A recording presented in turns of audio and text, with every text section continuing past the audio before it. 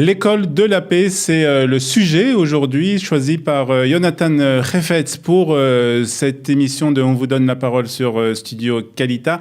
Un projet tout à fait atypique qui se déroule en Grèce avec une équipe israélienne qui est venue au secours, qui est venue aider des réfugiés. Nous en parlons tout de suite avec Jonathan Refetz. Jonathan Refetz, bonjour. Bonjour. Merci d'être avec nous ce matin. Vous êtes en Grèce pour nous parler d'un projet un peu spécial auquel vous participez.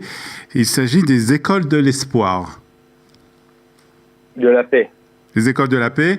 Alors, d'abord, on va parler dans quelques instants des écoles de la paix, mais parlez-nous un peu de vous d'abord. Qui vous êtes comment vous vous êtes retrouvé en Grèce? Alors moi je suis Jonathan Refetz, je viens de finir une mission de 4 ans à Paris en tant que chaliar, directeur d'un mouvement qui s'appelle Shomer HaTzair. Après ces 4 ans, avant de retourner en Israël, j'ai décidé de passer 3 mois dans une école qui était créée par Shomer HaTzair, par notre branche israélienne, et Agial, qui est notre branche arabe israélienne, et notre fondation qui s'appelle Nathan, dans une école qu'ils ont créée il y a 2 ans en Grèce, à Lesbos, pour les réfugiés qui arrivent de Syrie, Congo, Afghans, etc. Alors, il faut dire que c'est un endroit où il y a beaucoup de réfugiés qui arrivent. Pourquoi ils arrivent dans cet endroit particulièrement en Grèce? Parce qu'en fait, on est sur la frontière avec la Turquie, et ils prennent des bateaux de Turquie en Grèce, au Lesbos, en espérant d'arriver de Lesbos à Athènes et de Athènes à l'Europe après. D'accord, donc c'est un point de passage. Exactement, c'est la porte pour l'Europe aujourd'hui, niveau de réfugiés. Avant, c'était plutôt pour une vague de travailleurs illégaux qui passaient de l'Est à l'Europe, et aujourd'hui c'est vraiment le passage des réfugiés en Europe, à part aussi l'Italie, mais la plupart passent par ici. Alors ce sont des réfugiés, vous nous avez dit, de Syrie surtout, de Turquie, de quel pays encore? On a pas mal des réfugiés d'Afghanistan, ce dernier temps aussi, quelques réfugiés de Congo. D'accord. Mais la plupart, c'est des Afghanistan et des Syriens. D'accord. Au total, combien de réfugiés? Sur l'île, on parle aujourd'hui sur quelques milliers de réfugiés qui sont sur l'île aujourd'hui, et encore plus en Athènes. Aujourd'hui, un peu moins parce que c'est l'hiver et les conditions du passage par la mer entre la Turquie et la Grèce est un peu plus difficile. Mais il reste quand même pas mal de réfugiés sur l'île qui sont soit dans des camps de réfugiés, soit ils habitent dans des bâtiments dans l'île. Alors, parmi ces réfugiés, bien entendu, il y a des enfants, puisque ce sont des familles qui arrivent, en général, des familles qui viennent, donc nous vous l'avez dit, d'Afghanistan, de Syrie. Et donc, vous avez, plus exactement, le mouvement Shomer HaTzair a eu l'initiative de créer une école, l'école de la paix. Et donc, vous faites partie de ce projet. Alors, racontez-nous un peu comment ça se déroule dans cette école. Alors, en fait, il y a 2 ans, des membres de Shomer HaTzair et Agial, ils ont décidé qu'ils ne peuvent plus rester en Israël sans rien faire pour aider la situation qui s'est créée après la guerre civile en Syrie. Et ils décident d'arriver à Lesbos et créer en fait une école pour les enfants, parce qu'en fait, il manque ici énormément de systèmes et des encadrements pour les enfants. Et ils ont commencé avec un tout petit bâtiment. Aujourd'hui, on est à 250 élèves et 9 classes. Les plus petits enfants sont en CP. Les plus grands, ils ont 16 ans et 17 ans. Et en fait, ils ont créé un système qui est d'un côté formel avec des profs de chaque pays qui enseignent les enfants. En fait, on est aussi en train de former des réfugiés adultes à devenir profs et enseignants, et surtout éducateurs. et un côté qui est informel pour renforcer aussi l'identité et l'autonomie de la jeunesse parmi les réfugiés, et donner aussi des responsabilités aux jeunes qui sont un peu plus grands à encadrer les plus petits. Alors comment se passe l'interaction avec ces enfants, donc ces enfants donc des pays différents, surtout de Syrie. D'abord, dans quelle langue ça se passe? Alors, nous, on parle avec les enseignants en anglais, soit en arabe. Quand il y a des membres du mouvement de Agial, la branche arabe qui arrive ici, alors évidemment c'est en arabe, mais c'est surtout en anglais. Nous, on arrive à comprendre un tout petit peu des mots en arabe en tant qu'Israélien. Vite fait, tu comprends aussi comment parler en dari, qui est la langue afghane. Oui. Mais c'est tout avec les profs. Et parfois, tu sais, avec les enfants, t'as pas besoin de communication verbale.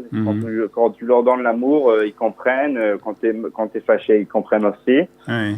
Mais les règles de l'école sont très claires. On accepte toutes les religions et toutes les nationalités et toutes les cultures. Et en vrai, moi, j'ai été impressionné de voir ça quand je suis arrivé. Comment il y a des Israéliens, des Syriens et des Afghans qui travaillent ensemble dans une communauté. Hier, on avait un départ de 2 profs, un qui est d'Iran et un qui est de Syrie, et on était tous les profs ensemble avec les envoyés d'Israël, et c'était vraiment un moment de grand espoir pour moi en tant qu'Israélien. Ce que vous nous dites, c'est qu'il y a une réelle fraternité entre donc l'équipe israélienne dont vous faites partie et ces profs qui viennent un peu des différents pays, et je suppose aussi avec les enfants, bien entendu. Évidemment. Et pour moi, en tant qu'Israélien, qui a fait l'armée, etc., qui a vu la Syrie de très loin comme un pays qui a pas la paix aujourd'hui avec Israël, qui est un pays d'ennemis à la fin, et voir et avoir ce lien avec des jeunes personnes à mon âge qui viennent là-bas, ça donne beaucoup d'espoir pour le futur. Et en plus, est-ce qu'ils sont reconnaissants? Est-ce qu'ils sont reconnaissants du travail que vous faites? Oui, ils sont très reconnaissants. C'est vraiment un partenariat. C'est pas que nous on est les directeurs et eux c'est notre employé. C'est vraiment un partenariat égal. La Chômère est quand même encore un mouvement socialiste qui croit vraiment à l'égalité, et ça fonctionne hyper bien. Et comment vous êtes arrivé à ça, Jonathan? Comment vous êtes arrivé à cette volonté justement de participer à ce projet? Vous étiez en France où vous avez aussi fait du travail, on va dire, avec la jeunesse française, je suppose. Comment vous êtes arrivé à cette conclusion que vous vouliez aussi aider des enfants de réfugiés? Alors, un de nos projets à Paris avec la Chômère et l'organisation Losé, qui est aussi une organisation très connue en France. Pendant un an, on a adopté, entre guillemets, un centre de Losé pour des enfants SDF, que parmi ces SDF, il y avait aussi des enfants de réfugiés. Et pour moi, c'était une mission qu'il faut terminer, qu'il faut finir. C'était une continuation, en fait. C'était une continuation, en fait, ce projet. C'était de ce que vous avez commencé à Paris. Et c'était très dur pour moi de vivre à Paris, parce qu'à la fin, la vie à Paris est très bonne, elle est très très bien, et de penser que ces enfants-là, ils vivent dans des conditions très très très très dures. Je me rappelle quand je suis arrivé le premier jour, on a fait la visite des camps. Un des camps, c'est vraiment... c'est pas un truc qui est facile de voir, et penser qu'il y a des enfants, enfants qui dorment là-bas. Justement, comme vous nous parlez des camps, justement, c'est intéressant de savoir combien de temps ces réfugiés restent dans ces camps. Est-ce que c'est une durée déterminée? Est-ce qu'il y a un avenir pour ces réfugiés? Est-ce ils ont la permission de rentrer dans les... Ça peut être un mois, ça peut être quelques mois, ça peut être un an. Ouais. Moi, j'ai rencontré des enfants ici qui sont là depuis 1 an et demi déjà, et certains qui sont là depuis quelques mois. Ça dépend, en fait, ils sont une des raisons que l'école existe aussi. C'est pour donner un peu de l'espoir, parce que parfois, il peut attendre leur papier, leur dossier pendant des mois et des mois et des mois. Et Jonathan, est-ce qu'il y a des fois des risques que ces réfugiés repartent dans leur pays d'origine? C'est possible. Moi, j'ai pas encore entendu des histoires comme quoi ils ont été renvoyés à leur pays. Mais ça dépend parce que parfois, ils sont coincés plusieurs mois en Turquie. En fait, il y a un vrai processus, un vrai parcours d'attendre. Ils attendent toujours. Ouais. Hier, je parlais avec un de notre profs qui est afghan, qui a quand même traversé l'Afghanistan au Pakistan pour arriver après en Turquie. Et il était avec un enfant de 1 an et sa femme. Il a attendu quelques mois en Turquie pour traverser à Lesbos. Là, ça fait 7 mois qu'il est là. Après, il va arriver à Athènes. Il va attendre encore à Athènes pour recevoir ses papiers, etc., etc. C'est toujours en attente pour essayer d'arriver à une situation où il peut améliorer leur futur pour eux et pour leurs enfants. C'est un très beau projet, en tout cas. En fait, cette coordination, cette coopération, on va dire, entre cette équipe israélienne, qui est composée de combien de personnes, d'ailleurs, Jonathan? Alors, ça change de temps en temps, mais c'est entre 4 et 8 chaque quelques mois. En fait, ça change parce que déjà, la vie ici est pas facile. Bien sûr. C'est des conditions difficiles. C'est très éprouvant. Très éprouvant la vie ici, émotionnellement et de côté émotion et côté physique. Je suppose matériellement aussi.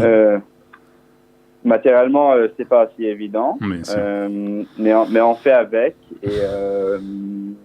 Et voilà, c'est vraiment un joie d'arriver chaque jour à l'école et donner un petit moment d'espoir pour ses enfants. Voilà.